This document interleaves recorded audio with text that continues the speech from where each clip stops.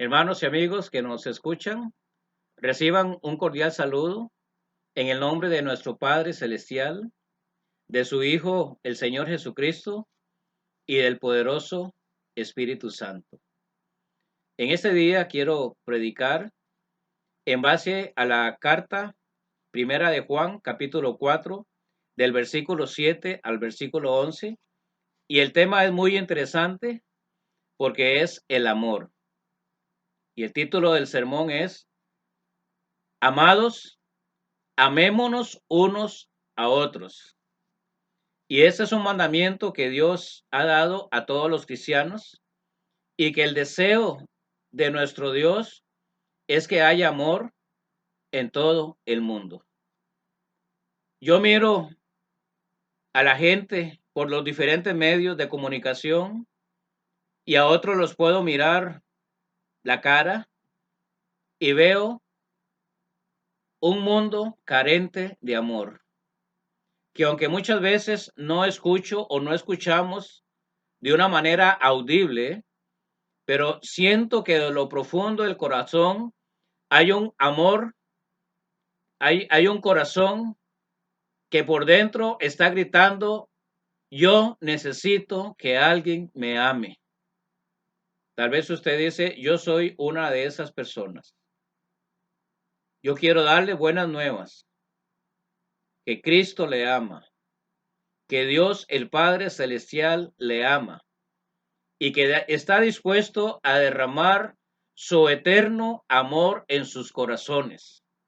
Quizás humanamente no haya una respuesta, pero Dios tiene la respuesta. Dios ha amado al mundo desde la eternidad pasada hasta el fin de los siglos. Déjeme decirle, hermano, amigo, Cristo le ama. Señor, gracias por la oportunidad de compartir tu preciosa palabra. Quiero poner, Señor, primeramente en tus manos aquellas personas que en este día dicen, yo no siento amor de nadie. Señor, demuéstrales que tú les amas y que al final de este sermón puedan resolver quizás algún problema que haya estorbado la relación de amor contigo o con alguna persona. Yo me pongo en tus manos, úngeme con tu Santo Espíritu, guíame en toda palabra que salga de mi boca, porque Señor te lo pido en el nombre, en el precioso nombre del Señor Jesucristo. Amén. El escritor de esta primera carta de Juan es también conocido como el apóstol del amor, y en esta epístola Dios nos hace un llamado de amarnos los unos a los otros y de una manera incondicional, sino en base a la relación que el creyente tiene con Él, con el Dios de amor. El apóstol hace una aclaración como fundamento para el amor entre los cristianos y es que Dios es amor. La esencia de Dios, Él es amor y Él es inmutable, Él no cambia. Esto quiere decir que Él es la fuente de amor para toda relación humana. Él es la fuente. De Él brota el verdadero amor.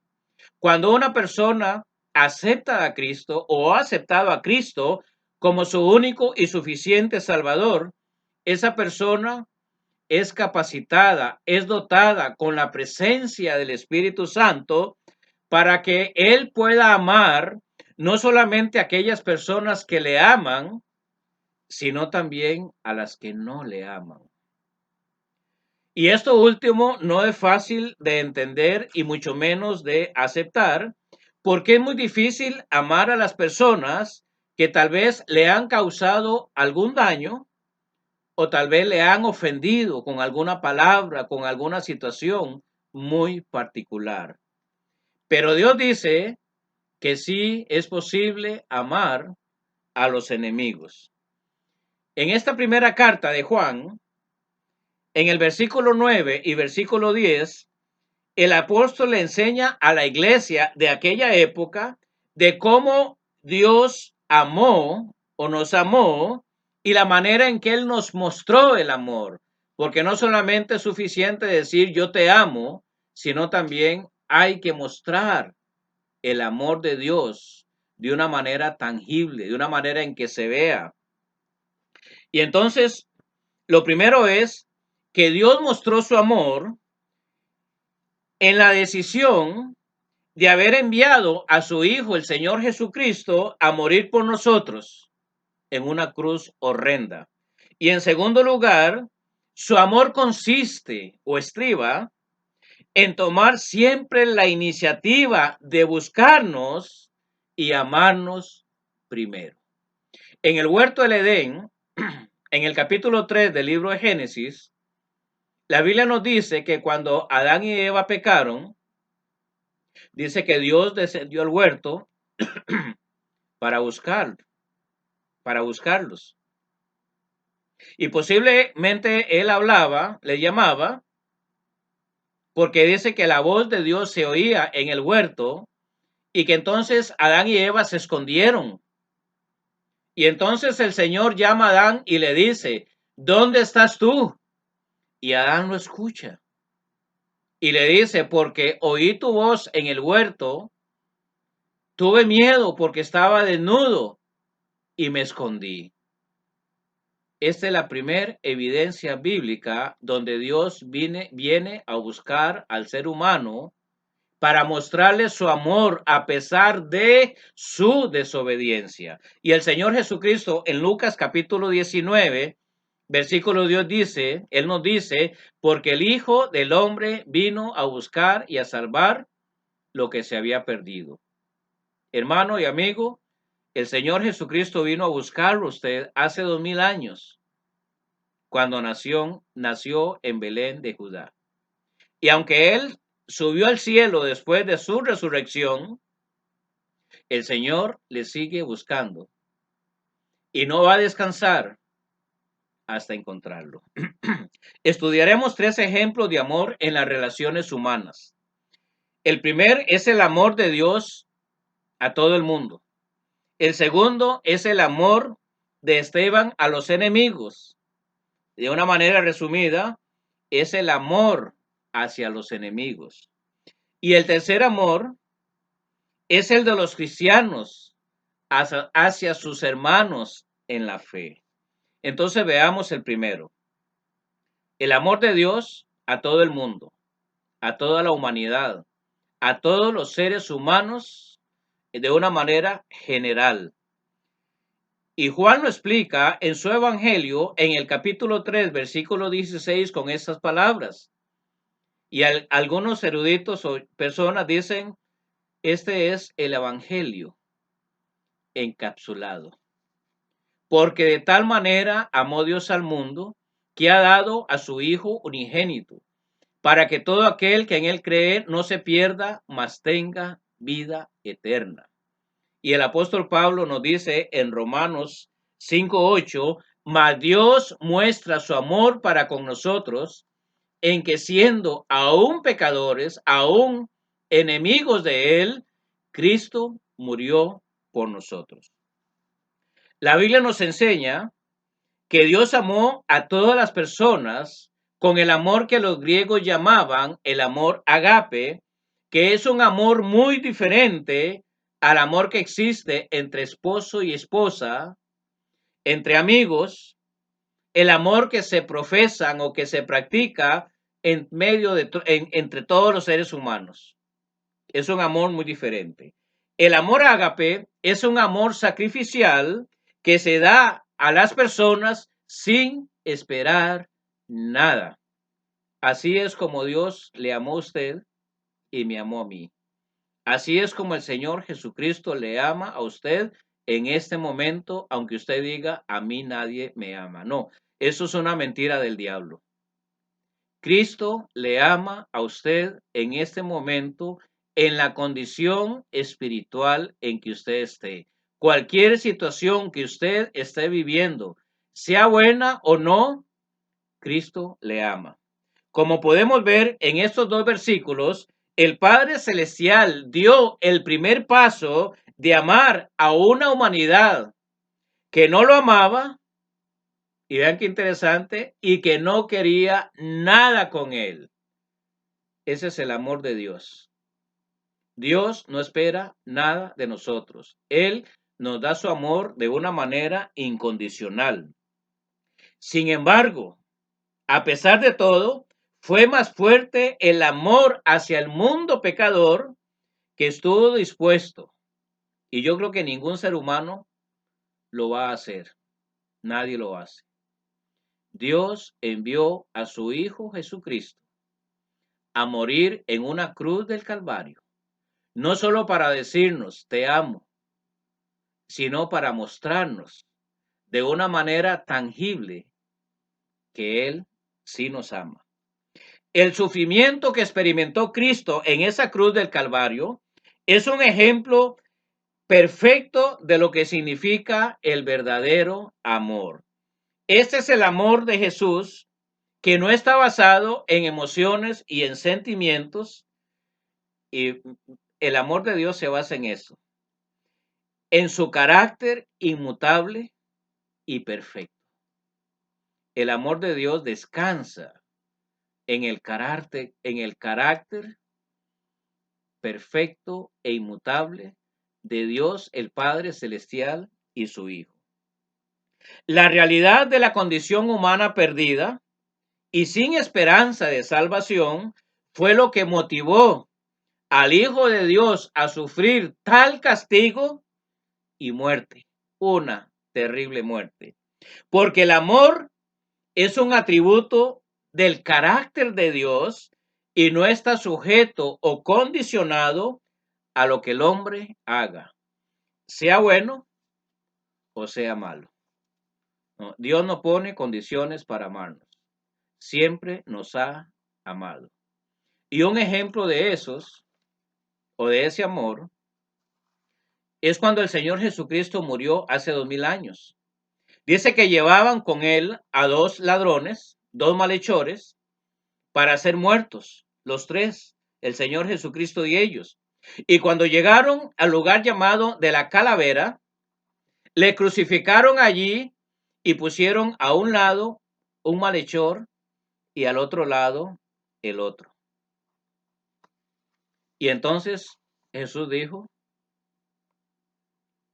Padre, perdónalos porque no saben lo que hacen. La acción que los romanos estaban haciendo de crucificarlo en una cruz del Calvario, el Señor intercede por ellos y dice, perdónalos porque no saben lo que hacen, mostrando el amor a sus enemigos. Y uno de los malhechores que estaba colgado dice que le injuriaba y le decía, si tú eres el Cristo, si tú eres el Mesías, si tú eres el Hijo de Dios, le decía, sálvate a ti mismo y sálvanos a nosotros. Este no creyó en Cristo. Creía que era un ser humano como todos ellos. Y el otro malhechor le dice, ni aún temes a Dios estando en esta condición. Este malhechor estaba reconociendo que el que estaba a su lado era el Mesías, era el Cristo, era el perdonador, el dador de la vida. Y él dice, nosotros a la verdad merecemos la muerte. Él está siendo crucificado injustamente, pero él dice, nosotros merecemos la muerte.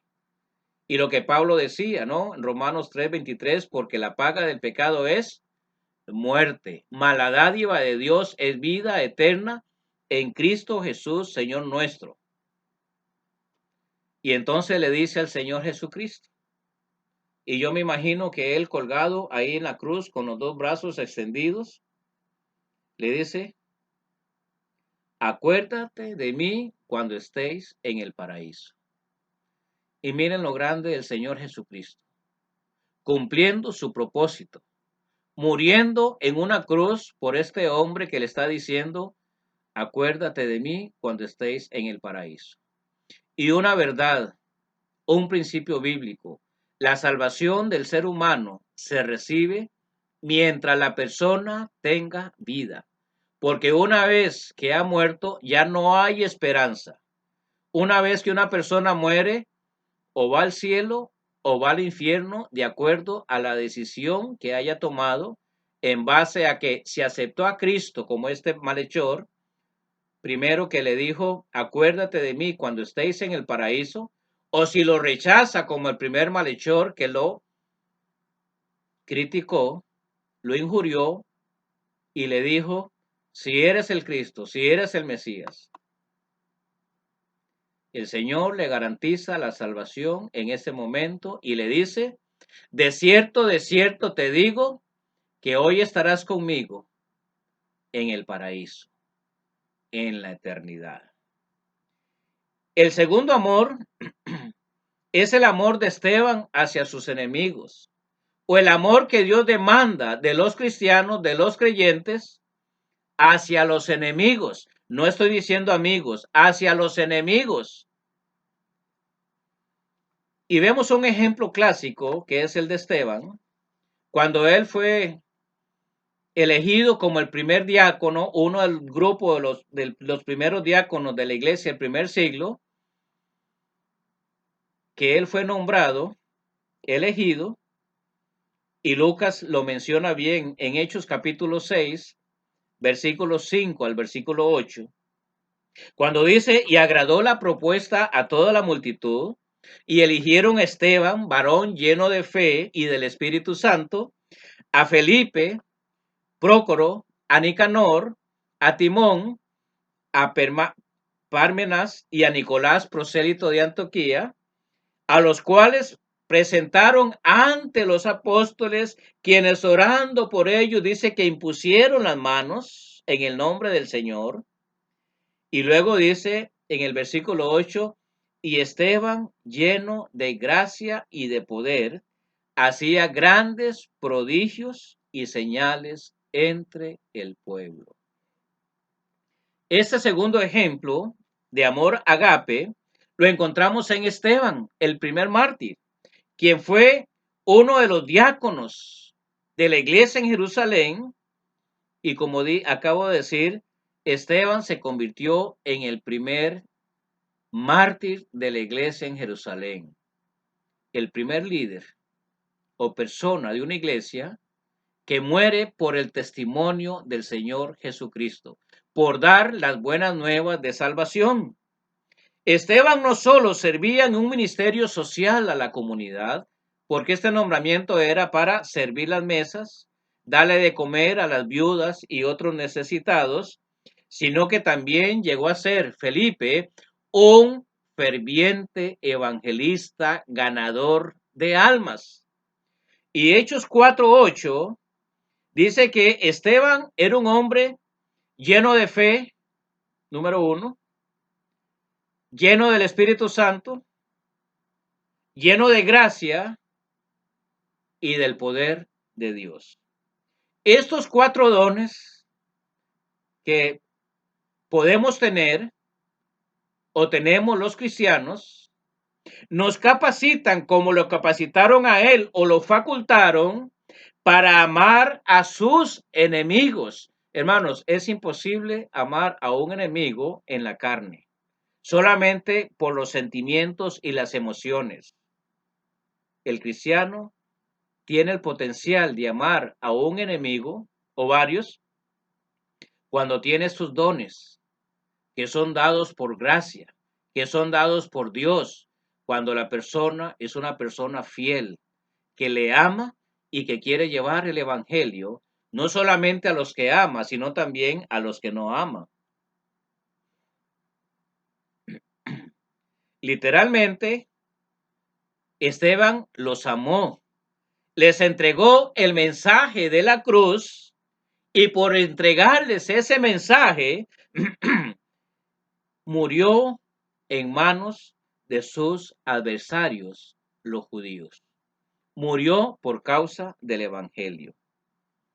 Y vean la manera tan horrible, la manera tan grotesca en que Lucas describe la manera en que Esteban muere.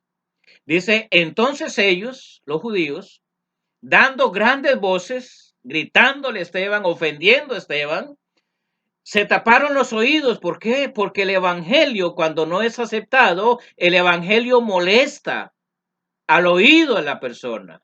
Cuando la persona rechaza a Cristo y no quiere nada con Dios, la palabra de Dios molesta.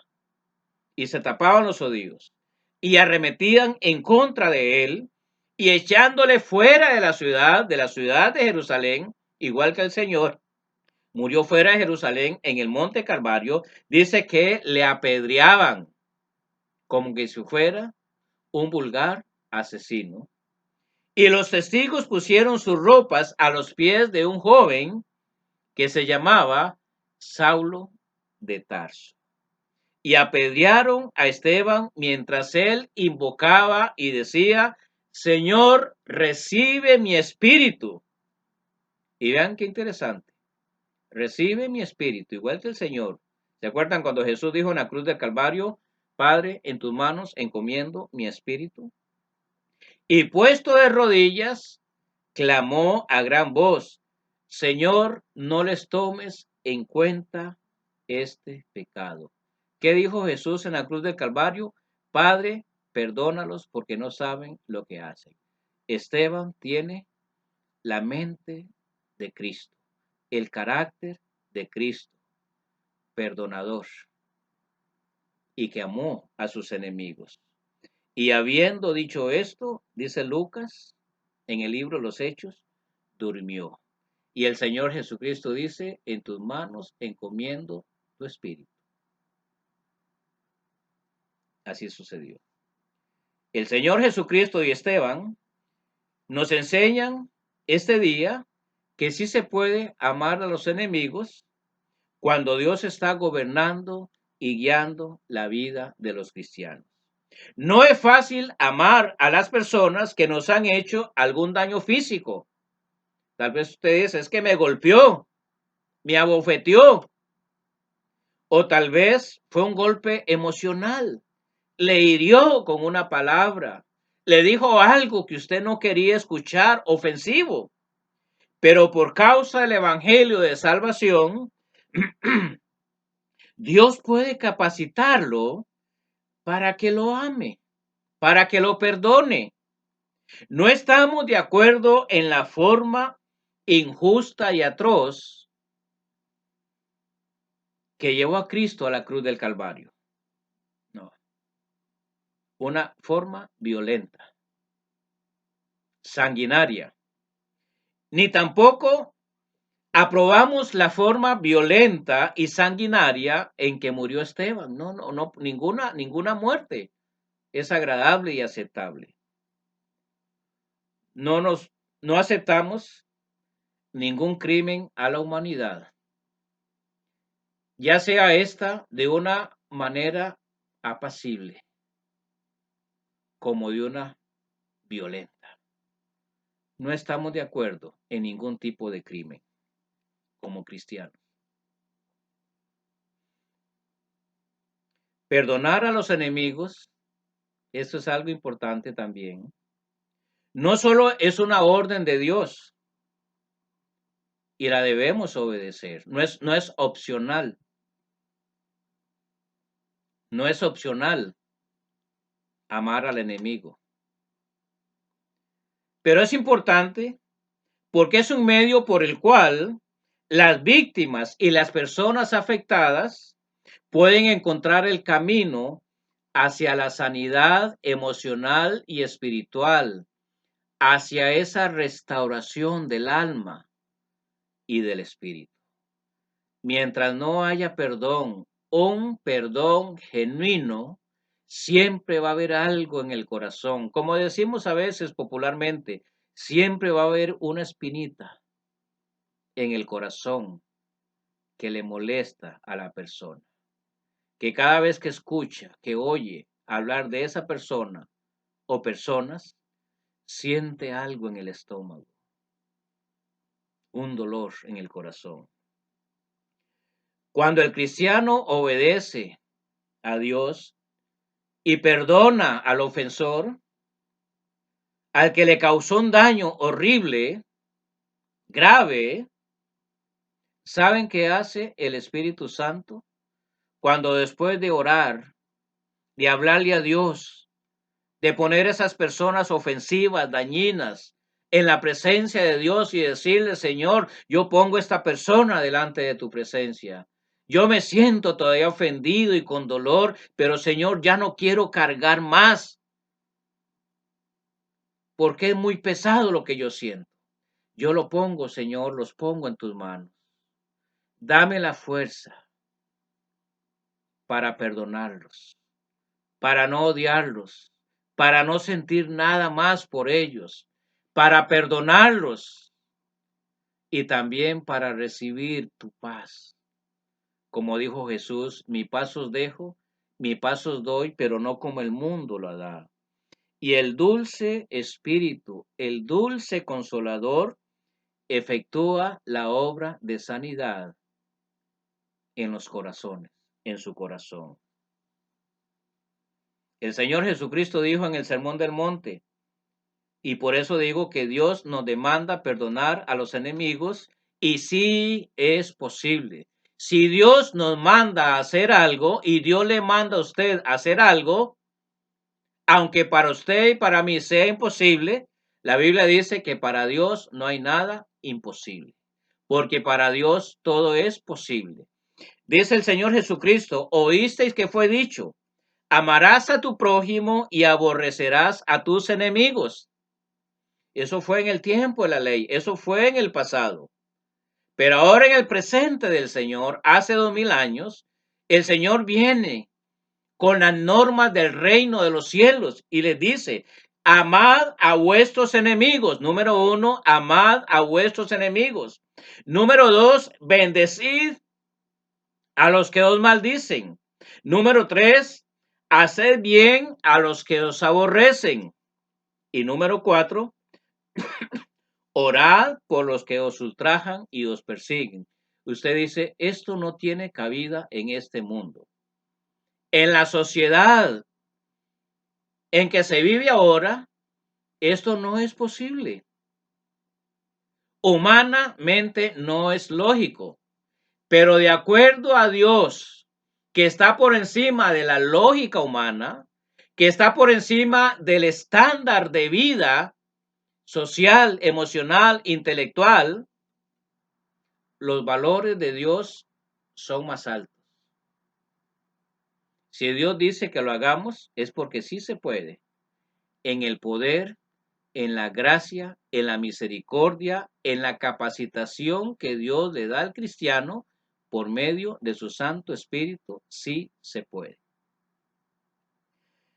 Y luego dice, para que seáis hijos de vuestro Padre que está en los cielos. En otras palabras, Dios quiere que nos identifiquemos delante de Él y delante de la sociedad del mundo que no conoce a Cristo y obviamente ante nuestros hermanos, que nos identifiquemos como verdaderos hijos de nuestro Padre Celestial.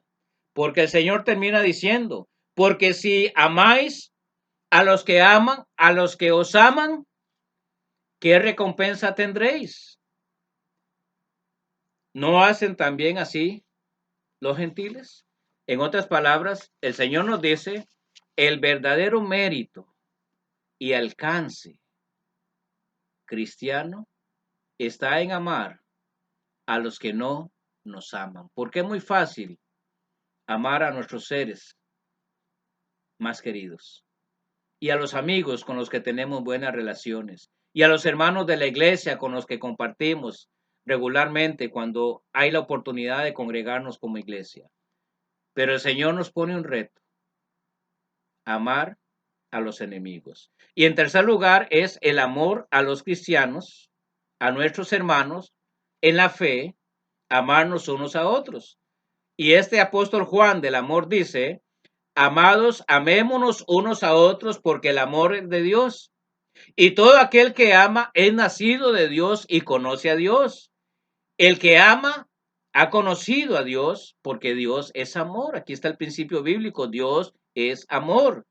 En esto se mostró el amor de Dios para con nosotros, toda la humanidad, en que Dios envió a su Hijo unigénito al mundo para que vivamos por él, para darnos nueva vida. En esto consiste el amor, no en que nosotros hayamos amado a Dios, sino en que Él nos amó a nosotros y envió a su Hijo en propiciación por nuestros pecados.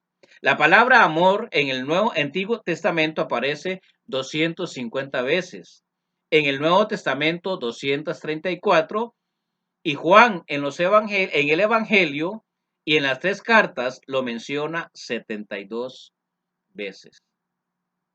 Esto quiere decir que el amor para Dios es muy importante. Todas las personas desean ser amadas. Yo deseo que me amen. Usted desea que le amen. Y el primer amor debe provenir de nuestra familia, del seno del hogar. Luego, las amistades, los hermanos de la iglesia, si usted se congrega en un templo, porque la naturaleza humana fue hecha por Dios para dar y recibir amor. El amor es más que un fuerte sentimiento o una emoción que toca los corazones por un determinado tiempo y luego para algunos se va, se desvanece, se acabó el amor y lamentablemente muchos matrimonios se han roto, se han quebrado porque llegan en un momento, dicen, ya en nosotros no existe amor. Y de igual manera, muchas relaciones interpersonales y entre familiares se termina el amor. Eso es lo que dice. Pero el apóstol Pablo dice que el amor verdadero nunca deja de ser. Y Dios lo que nos está diciendo en esta carta es que el amor verdadero debe ser un compromiso que se adquiere especialmente dentro de la familia. Es un compromiso donde se dice, vamos a amarnos hasta que la muerte nos separe. En cuanto al esposo y la esposa, igualmente tiene que ser un compromiso en toda relación. Juan escribió la carta en una época para su iglesia, pero este mandamiento también es para las iglesias de todas las generaciones y no hay excusa de que hermanos de una iglesia no se amen, porque la orden de Dios es en este capítulo, en este versículo, amados hermanos de la iglesia unos a otros. Y si se diera el caso de algunos desacuerdos, porque van a haber desacuerdos, van a haber malos entendidos, discrepancias de opiniones que ocasionen algún distanciamiento entre hermanos y hermanas. Es imposible que en grupos en la sociedad todos opinen de la misma manera. En algún momento las emociones y los sentimientos se levantan un poco y ahí vienen los distanciamientos.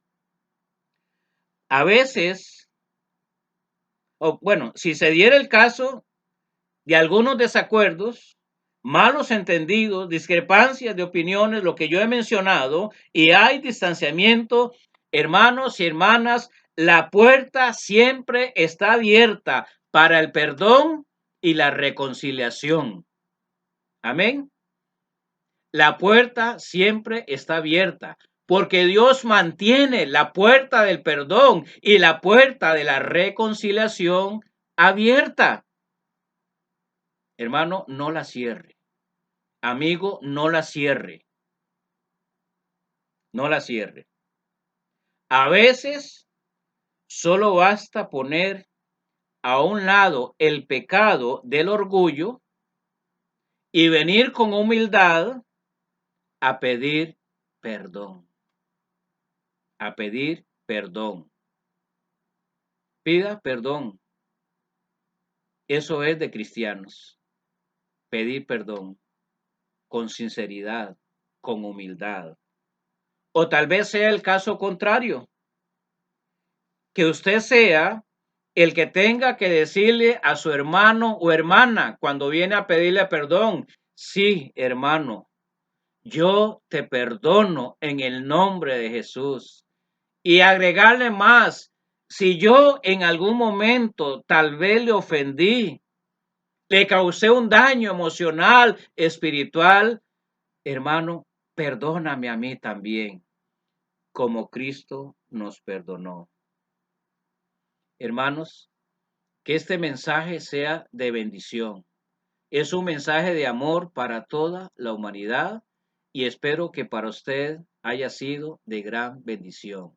Cristo le ama hoy y siempre. Amén y que Él le siga bendiciendo.